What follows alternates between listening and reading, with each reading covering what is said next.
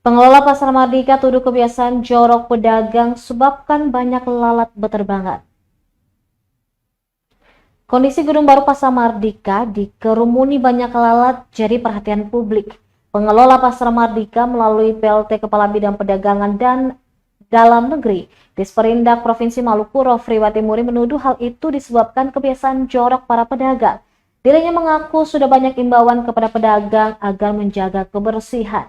Namun kebiasaan pedagang membuang sampah tidak pada tempatnya serta membersihkan barang dagangan di dalam gedung memicu lalat berkembang biak makin banyak.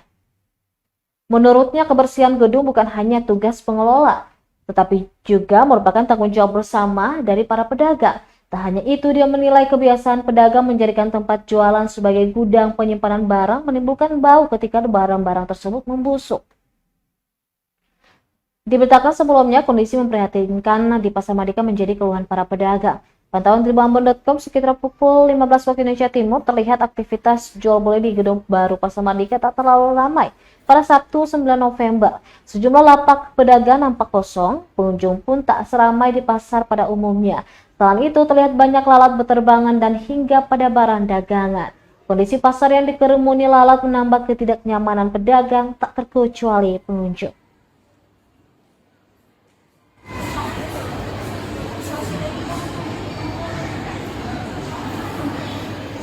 Download Tribun X sekarang, menghadirkan lokal menjadi Indonesia.